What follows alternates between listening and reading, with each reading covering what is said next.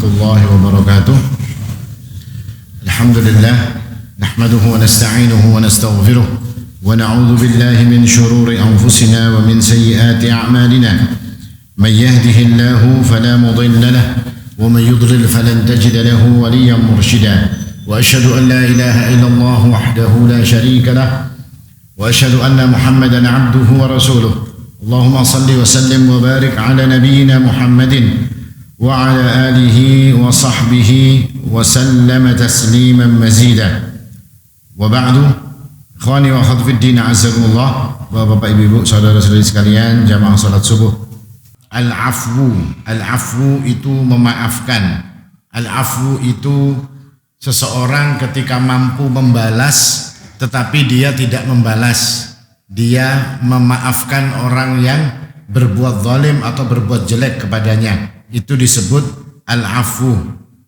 Kalau bahasa kita biasanya afwan. Ya itulah biasanya, Pak. Afwan jiddan jadi kita. Nah, itu afwan berarti minta maaf. Wal i'radi 'anil jahilin, dan membiarkan, tidak menghiraukan orang-orang yang berbuat bodoh. Imam Nawawi memberikan bab ini sebagai salah satu bab adab, sebagai salah satu bab untuk menunjukkan sifat orang-orang yang beriman. Ketika beliau memasukkan bab ini, beliau memasukkan beberapa ayat. Ayat yang pertama beliau tuliskan di sini, khudil afwa wa'mur bil 'urfi wa a'rid 'anil jahilin. Berikan maaf dan suruhlah manusia itu berbuat kebaikan dan jangan pernah menghiraukan orang-orang yang berlaku bodoh. Ayat ini salah satu ceritanya mungkin sudah kita ceritakan kemarin tentang orang yang ingin bertemu dengan Amirul Mukminin Umar ibn Khattab, namanya Uyainah bin Husain. Lalu dia mengatakan, wahai Amirul Mukminin, demi Allah, kamu tidak memberikan kepada kami dengan pemberian yang banyak. Dan Anda itu, wahai Amirul Mukminin, juga tidak menghukumi kami dengan hukum yang adil. Artinya Umar ibn Khattab ini diprotes oleh orang ini bahwasanya beliau tidak memberikan kepada mereka itu dengan pemberian yang cukup. Dan Umar ibn Khattab juga dikatakan dalam menghukumi beliau tidak adil. Maka Umar ibn Khattab pun marah kepada orang ini tadi. Dan orang ini tadi bersama saudaranya, lalu Umar ibn Khattab diingatkan dengan ayat ini.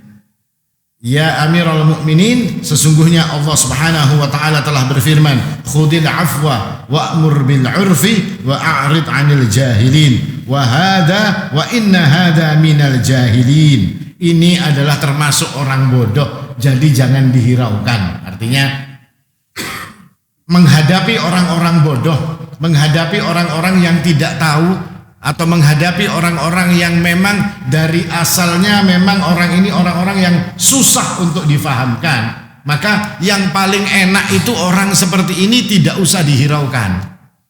Makanya Asy-Syafi'i ketika dia cerita, Imam Syafi'i rahimahullahu ta'ala, saya ini bisa berdebat dengan 100 orang pandai dan saya menang, kata Syafi'i.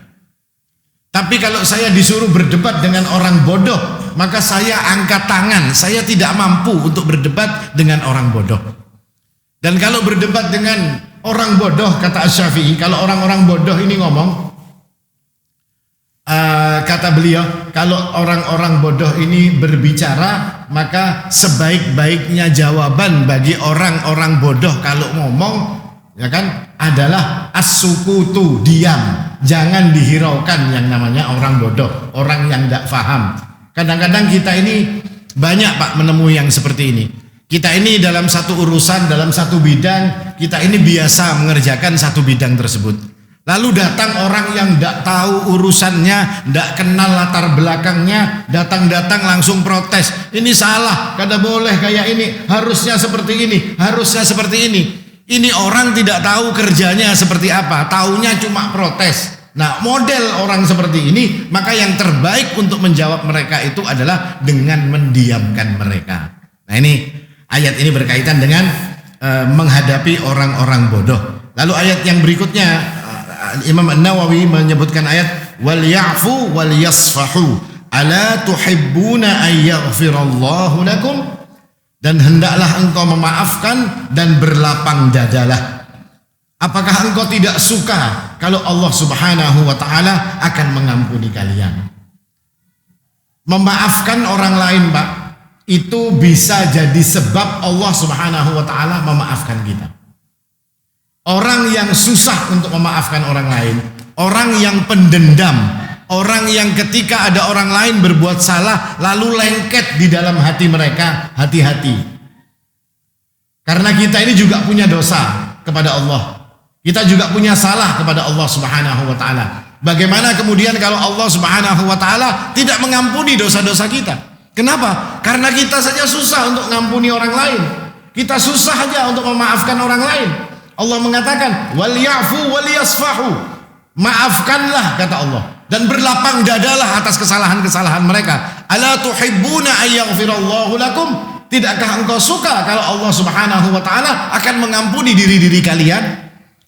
Ayat ini turun berkaitan dengan kejadian Abu Bakar As-Siddiq. Abu Bakar As-Siddiq radhiyallahu anhu itu punya keluarga yang miskin. Namanya keluarganya ini Mistah. Mistah bin Uthal. Nah, Mistah ini dalam hidupnya dijamin oleh Abu Bakar As-Siddiq. Ketika terjadi fitnah kepada ibunda Aisyah radhiyallahu anha, Mistah ini jadi orang yang ikut-ikutan menyebarkan berita bohong tentang ibunda Aisyah radhiyallahu anha, dituduh melakukan zina dan berbagai macam tuduhan-tuduhan jelek. Mistah yang dijamin hidupnya oleh Abu Bakar ini ikut-ikutan untuk menyebarkan itu tadi. Setelah Abu Bakar As-Siddiq radhiyallahu anhu mengetahui bahwasanya Mistah terlibat di dalam urusan penyebaran berita bohong atas Aisyah radhiyallahu anha, maka Abu Bakar pun kemudian menyetop bantuan kepada Mistah. Ketika Abu Bakar menyetop bantuan kepada Mistah tadi, ayat ini dikatakan oleh Ibnu Katsir, ayat ini turun. Artinya hendaklah engkau maafkan orang tadi. Si Mistah tadi maafkan dan berlapang dadalah. Ala tuhibbuna ayyaghfirallahu lakum? Maka Abu Bakar mendengar ayat ini mengatakan, benar wahai Allah, saya suka untuk engkau mengampuni diriku. Maka kemudian apa yang dilakukan oleh Abu Bakar As-Siddiq? Dia kembali ambil barang-barang yang biasa diberikan kepada Mistah, dia bawa sendiri ke rumahnya Mistah, dia serahkan kepada Mistah, dan dia yang meminta maaf kepada Mistah bin Uthal. Ini sifat daripada Abu Bakar As-Siddiq. Dan al-afu ini juga merupakan sifat yang terpuji yang dimiliki oleh para nabi, yang dimiliki oleh rasul-rasul Allah Subhanahu wa taala. Mereka ini semua memiliki sifat pemaaf. Seperti nanti disebutkan pada hadis pertama dalam bab ini, sebuah hadis dari Aisyah radhiyallahu anha. Aisyah radhiyallahu anha ini pernah bertanya kepada Nabi sallallahu alaihi wasallam, hal ata alaika yaumun kana ashadda min yaumi Uhud? Wahai Rasulullah, pernahkah engkau ini mengalami hari yang lebih dahsyat daripada hari ketika terjadi perang Uhud? Kita tahu perang Uhud itu perang yang dahsyat. Rasul sallallahu alaihi wasallam ini kepalanya luka. Rasul sallallahu alaihi wasallam ini giginya rontok. 70 lebih sahabat Nabi sallallahu alaihi wasallam gugur dalam perang tersebut. Sahabat yang luka sudah tidak terhitung, saking banyaknya. Ini adalah perang yang paling menyakitkan. Ibunda Aisyah bertanya, apakah ada yang lebih menyakitkan daripada perang Uhud? Kata Nabi SAW, ada. Apa itu? Lalu Nabi menceritakan kejadian yang terjadi pada saat beliau di Taif.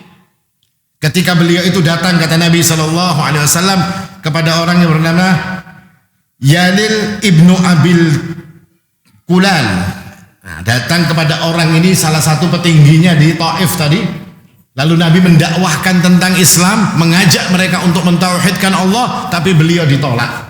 Dan akhirnya kita tahu cerita Taif ini cerita yang ma'ruf. Akhirnya Rasulullah SAW, orang-orang berjejer kanan kiri jalan, dan Nabi berada di tengah jalan sambil dilempari dengan batu, dengan kayu, dengan apapun yang mereka dapat, lalu dilemparkan kepada Rasulullah. Sampai Nabi SAW itu dikatakan darah ini sudah tidak bisa lagi dilihat. Karena mengalir dari kepala beliau sampai ke kaki beliau ini mengucurkan darah. Dalam keadaan seperti itu kemudian beliau lari, kata Nabi SAW, sampai wa ana biqarniz sa'alib, sampai berhenti di satu tempat yang namanya Qarnu Sa'alib. Di tempat itu kemudian Nabi SAW beristirahat. Kata Rasul SAW dalam hadis ini, kemudian saya merasakan ada sesuatu yang menaungi diriku. Ketika aku melihat ke atas, apa yang menaungi diriku? Ternyata ada Jibril alaihissalam. Dan Jibril fanadani faqala, dia kemudian memanggilku dan berkata, innallaha ta'ala qad sami'a qawla qaumika lak. Wahai Rasul, sesungguhnya Allah telah mendengar apa yang dikatakan oleh kaum yang engkau dakwahi tadi. Dengan perkataan mereka itu semua diketahui oleh Allah Subhanahu wa ta'ala. Lalu wa ma raddu alaik, dan apa yang mereka bantahkan, apa yang mereka lakukan kepada mereka. Wa qad ba'atha ilaika malakal jibal lita'murahu bima syi'ta fihim, dan ini aku bawakan dengan perintah Allah malaikat gunung yang dia akan melakukan apa saja yang engkau perintahkan, kata Jibril alaihi salam. Fasallama alayya, kata Nabi. Lalu malaikat Jibril itu tadi, malaikat penjaga gunung tadi mengatakan, assalamualaikum ya Rasulullah. Lalu Nabi menjawab salamnya, thumma qala ya Muhammad innallaha, dan seperti tadi yang dikatakan, sesungguhnya Allah Subhanahu wa taala telah mendengar perkataanmu. Wa ana malakul jibal, akulah malaikat penunggu gunung ini tadi, dan Allah telah mengutusku kepadamu agar engkau memerintahkanku dengan perintah terserah yang engkau inginkan. Ini Nabi Muhammad SAW. Lalu kita bayangkan kita, Pak, kita kalau disakiti orang terus datang malaikat Jibal, ya, atau datang orang kuat misalnya, kalau usah malaikat Jibal, ya kan, habis kita ini disakiti oleh orang Sungai Ande sini, kita ya kalau bawa brand 2 buting ini, kira-kira antum menyuruh apa, Pak? Saya Rembo jadinya, ini bawa senjata pelurunya full ini. Terserah antum hendak apa. Kira-kira antum mintanya apa, Pak? Kalau kita kira-kira mintanya apa, Pak? Hah? Itu Rembo, kurang ajar berataan di Masjid Ar-Rahmah itu, dimasukinya karena dihabisinya berataan. Itu kita. Tapi ketika Nabi SAW ini menunjukkan sifat afwu, sifat pemaafnya yang dimiliki oleh Rasul SAW. Begitu memaafkannya kepada kaumnya.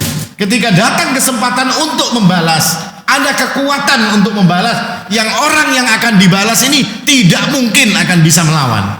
Karena yang datang adalah malaikat penunggu gunung Taif, penunggu gunung, 2 gunung yang menggapit kota Mekah. Lalu apa kata Nabi SAW? Bal arju ayyukhrijallahu min aslabihim may ya'budullaha wahdah wa la yushriku bihi syai'a. Tidak, wahai malaikat Jibal, jangan dihancurkan mereka, jangan mereka itu dihabisi. Arju, kata Nabi, aku berharap akan keluar daripada sulbi-sulbi mereka, akan keluar, Allah keluarkan dari keturunan-keturunan mereka ini orang-orang yang menyembah Allah dan orang-orang yang tidak menyekutukan Allah Subhanahu wa ta'ala. Ini Nabi, Pak, tidak mau diberi kesempatan untuk menghancurkan mereka, ditolak oleh Rasulullah. Dan doanya Nabi ini, orang-orang Taif itu orang-orang yang ahli perang. Orang-orang Taif itu orang-orang hebat di dalam urusan perang. Nabi waktu menyerang Taif itu yang pertama dalam perang Hunain itu dibikin kocar kacir oleh orang Taif. Karena mereka ini ahli-ahli strategi semua. Lalu Nabi berdoa, mudah-mudahan akan keluar dari keturunan mereka itu orang-orang yang menyembah Allah dan tidak menyekutukan Allah Subhanahu wa ta'ala. Disebutkan di zaman Amirul Mukminin Umar ibn Khattab, 5 jenderalnya Umar ibn Khattab itu dari orang-orang Taif. Dia punya 5 jenderal andalan, itu semua dari Taif. Ini kehebatan orang-orang Taif ini ketika mereka ini di dalam urusan berperang. Nah, ini salah satu bentuk sifat Nabi Sallallahu Alaihi Wasallam, yang beliau Sallallahu Alaihi Wasallam ini begitu memaafkan kepada orang yang berbuat salah. Ketika dikatakan dalam perang Uhud itu banyak yang meninggal dari kalangan sahabat, sahabat Ansor itu kalau tidak salah yang meninggal 60 lebih. Kalau sahabat Muhajirin itu sedikit.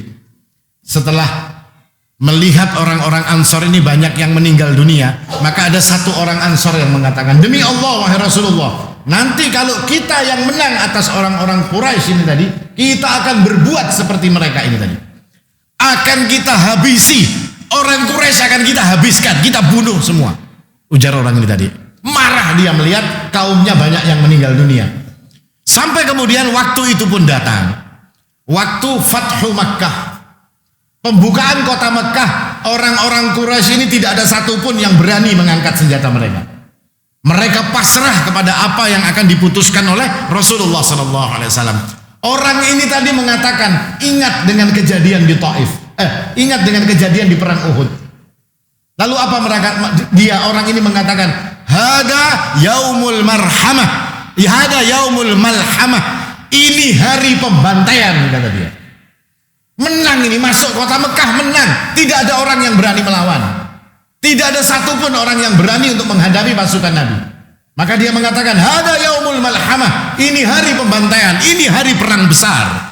Akan kita habisi mereka ini sebagaimana mereka dulu menimpakan banyak orang yang meninggal di dalam perang Uhud. Apa kata Rasulullah SAW? Bukan hari malhamah, tapi yaumul marhamah. Bukan hari pembantaian, bukan hari pembalasan, tapi hari ini kata Nabi SAW adalah hari kasih sayang. Artinya dimaafkan semua oleh Rasulullah SAW. Bahkan ketika mereka itu berkumpul di Ka'bah untuk menghadap kepada Nabi SAW, Nabi tidak membalas satu persatu daripada perbuatan mereka. Padahal apa yang mereka lakukan dulu? Nabi sholat dikasih jeroannya onta. Nabi melakukan sesuatu, Nabi selalu diganggunya, disiksanya, disakiti terus. Kesempatan untuk membalas pada saat itu besar sekali. Tidak ada satupun orang yang akan bisa menghalangi Rasulullah SAW. Tapi apa kata Nabi SAW? Idhabu fa'antumut tulaqa. Pergi kalian, kata Rasulullah. Sesungguhnya kalian hari ini telah dibebaskan. Kalian telah dimaafkan, kata Nabi SAW. Ini Nabi. Artinya sifat yang ditunjukkan oleh Rasulullah Sallallahu Alaihi Wasallam kepada umatnya, dan sifat ini Pak diikuti oleh ulama-ulama setelah beliau, seperti Imam Ahmad bin Hanbal rahimahullahu taala. Beliau ini disiksa habis-habisan di dalam 3 kekhalifahan, mulai Ma'mun, terus Mu'tasim, sampai yang satunya lagi disiksa habis-habisan Imam Ahmad ini.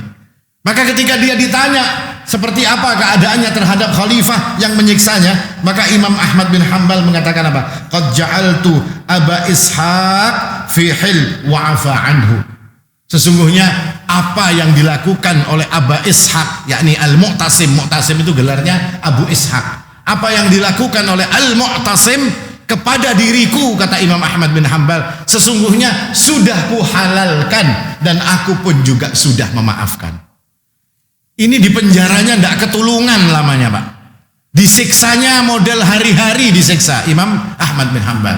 Demikian pula ketika Imam Malik bin Anas rahimahullahu ta'ala ditangkap, dicambuk sampai ini engsel tangannya ini tercabut Imam Malik itu. Makanya salah satu alasan kenapa madhab Malik itu kalau sholat tangannya diturunkan, salah satu alasannya yaitu tadi ketika Imam Malik disiksa. Ini apa namanya ya Pak?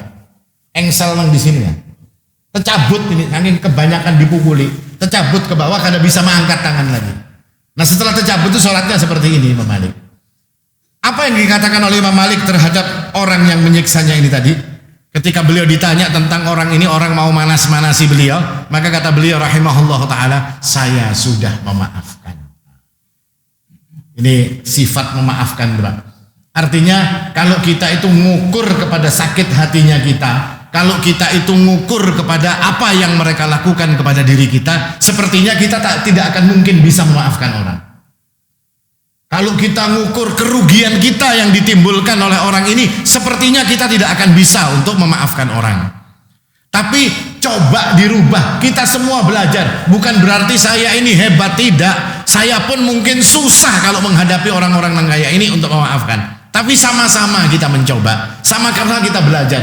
Bukan itu yang dilihat. Bukan karena kehormatan kita mungkin yang dirusak, bukan karena harta kita karena yang diambil atau yang lainnya. Yang susah untuk bagi kita ini menjadikan kita memaafkan. Tapi yang lebih dipikirkan itu satu, Pak. Apa yang dipikirkan? Ala tuhibbuna ayyaghfirallahu lakum. Tidakkah kalian suka kalau Allah Subhanahu wa taala juga akan mengampuni kalian? Artinya apa? Ketika kita ini memaafkan orang lain, ketika kita ini tasamuh, berlapang dada dengan orang lain, memaafkan kesalahan-kesalahan mereka, yang kita harapkan cuma satu, Pak. Kita juga dimaafkan oleh Allah Subhanahu wa taala kelak ketika kita bertemu dengan Allah Subhanahu wa taala. Itu yang kita harapkan.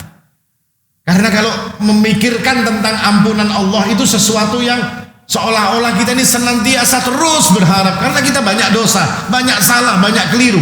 Yang kita perlukan tidak ada yang lain kecuali ampunan Allah. Allah itu memerintahkan kita untuk wasari'u ila maghfirah, disuruh berlomba untuk mendapatkan ampunan Allah. Salah satu jalan bagi kita untuk mendapatkan ampunan Allah dengan memaafkan orang lain. Nah ini makna daripada hadis tersebut secara umumnya dijelaskan oleh para ulama. Lalu kalau sudah kita melihat al-afu, sifat memaafkan, tasamuh, as-safah ini tadi, berlapang dada ini tadi adalah sifat para nabi, sifatnya orang soleh, sifat yang akan mendatangkan kebaikan untuk kita. Maka para ulama menjelaskan tentang keutamaan daripada sifat al-afu ini tadi. Yang pertama, sifat memaafkan itu perintah Allah. Itu nomor satu. Kalau kita memaafkan orang salah kepada kita lalu kita maafkan, itu berarti kita sudah ibadah kepada Allah, sudah melakukan salah satu perintah Allah. Orang yang melakukan perintah Allah itu dapat apa? Dapat pahala. Kita memaafkan orang itu dapat pahala. Artinya itu melakukan perintah Allah Subhanahu wa taala. Allah mengatakan bahwasanya orang-orang yang ini tadi, wal kadhiminal ghaidha wal 'afina 'anil nas wallahu yuhibbul muhsinin, ya kan? Orang-orang yang Allah ampuni tadi, orang-orang salah satunya adalah orang-orang yang bisa menahan marah mereka, orang-orang yang mudah untuk memaafkan. Ketika orang itu sudah mudah untuk memaafkan, gelarnya naik, Pak. Dia tidak disebut sebagai orang beriman, dia tidak disebut sebagai orang Islam, tidak, tapi dia disebut sebagai muhsin, orang yang berbuat ihsan. Islam itu di bawah, iman itu di tengah, ihsan itu tempatnya paling tinggi, paling atas. Orang yang mampu wal 'afina 'anil nas, orang yang mampu untuk memaafkan manusia, Allah katakan wallahu yuhibbul muhsinin. Allah itu suka kepada al-muhsin ini tadi, orang yang sudah berbuat ihsan. Kedudukannya tinggi, sudah di atas orang beriman. Kedudukan ihsan adalah kedudukan yang paling puncak dalam agama ini. Nah, orang itu bisa mendapatkan ini kapan? Ketika mereka mudah untuk memaafkan orang lain. Allah yang mengatakan, orang-orang yang memaafkan, yang bisa menahan marah, Allah sebut mereka sebagai muhsinin, orang-orang yang berbuat ihsan. Ini yang pertama. Akhirnya apa yang terjadi? Beruntung orang-orang yang melakukan perintah Allah Subhanahu wa taala. Yang kedua, orang yang memaafkan itu akan bisa menghilangkan benci, lalu menghilangkan marah dalam jiwanya mereka. Jiwa mereka itu jadi bersih. Nah, kita ini diperintahkan untuk apa, Pak? Tazkiyatun nafas. Qad aflaha man zakkaha, kata Allah. Beruntung orang yang membersihkan jiwanya. Salah satu cara untuk membersihkan jiwa apa? Ya maafkan orang kalau salah. Ada orang keliru, maafkan. Jiwa kita ini langsung bersih. Dan Allah mengatakan qad aflaha man zakkaha. Beruntung, kata Allah Subhanahu wa taala, aflah, orang yang membersihkan jiwanya. Wa qad khaba man dassaha. Tapi orang yang menyimpan dendam, orang yang menyimpan amarah, orang yang menginginkan membalas, itu mengotori jiwa. Dan ketika jiwa itu mereka kotori, qad khaba, kata Allah, dia rugi, kata Allah Subhanahu wa taala, ketika dia mengotori jiwanya. Artinya kalau orang itu sudah bisa membersihkan jiwanya, orang yang jiwanya bersih itu balasannya tidak ada lain kecuali surganya Allah Subhanahu wa taala. Qad aflaha, kata Allah. Allah itu kalau sudah mengatakan aflaha, aflaha, aflaha, itu ujung-ujungnya biasanya surga. Qad aflahal mu'minun. Ujung-ujungnya nanti apa? Masuk ke dalam surga Firdaus. Ya kan, kalau sudah aflaha kata Allah, itu ujung-ujungnya akan mendapatkan surganya Allah Subhanahu wa taala. Lalu apalagi keutamaan daripada orang-orang yang bisa mewujudkan al-afu di dalam diri mereka? Balasan yang besar kata para ulama dari Allah Subhanahu wa taala. Ini sudah jelas tadi dikatakan, bahkan ada satu hadis orang-orang yang memaafkan ini tadi nanti pada hari kiamat akan dipanggil Allah Subhanahu wa taala ala ru'usil khalaiq, di depan makhluk-makhluk yang lain. Lalu Allah Subhanahu wa taala memberikan kepada orang ini tadi kesempatan untuk memilih dari yang namanya hurul ain. Itu terserah dia. Orang memaafkan, Pak, disuruh memilih hurul ain. Hurul ain ini bidadarinya bidadari. Hurul ain ini Miss Universe-nya bidadari. Jadi kalau bidadari itu cantik, kalau hurul ain ini cuantik ibaratnya kayak Pak. Ya kalau ini bungas, bidadari itu bungas. Kalau hurul ain itu bungas benar. Disuruh milih oleh Allah Subhanahu wa taala. Akibat apa? Akibat dia gampang memaafkan orang lain. Mudah dia memaafkan orang lain. Allah berikan kesempatan ini lagi. Artinya banyak rentetan yang diberikan oleh Allah ketika orang itu melakukan mewujudkan sifat afwu tadi, memaafkan orang-orang yang bersalah kepada mereka. Kemudian yang berikutnya adalah manusia ini akan naik, menjadikan manusia ini derajatnya naik di dunia dan di akhirat kelak dengan sifat afwu ini tadi. Orang yang memaafkan itu bukan berarti orang itu takut, tidak. Orang yang memaafkan itu bukan berarti dia kalah, tidak. Orang yang memaafkan itu bukan berarti bahwasanya dia ini tidak kuat, tidak. Allah Subhanahu wa taala dikabarkan oleh Nabi sallallahu alaihi wasallam akan memberikan kebaikan kepada orang-orang yang mampu untuk memaafkan. Allah mengatakan, Nabi mengatakan, "Ma zadallahu 'abdan bi'afwin illa 'izzan." Tidaklah Allah Subhanahu wa taala itu menambahkan kepada orang yang gampang untuk memaafkan, orang itu tambah mulia kata Nabi. Semakin mulia, semakin mulia, semakin mulia. Minimal kita tidak mengharapkan mulia di hadapan manusia, tapi kita mulia di hadapan Allah Subhanahu wa taala. Dengan apa? Dengan al-afu, dengan memaafkan. Ini keutamaan yang diberikan oleh Allah Subhanahu wa taala. Dan yang terakhir, orang yang gampang memaafkan itu nanti hatinya akan tenang, tidak punya beban dalam hati, tidak ada dendam, semuanya sudah dimaafkan. Karena ada dalam hatinya ini perasaan-perasaan yang terus membara, perasaan-perasaan terus gondok dalam hatinya, tidak ada, karena semua yang salah sudah dimaafkan.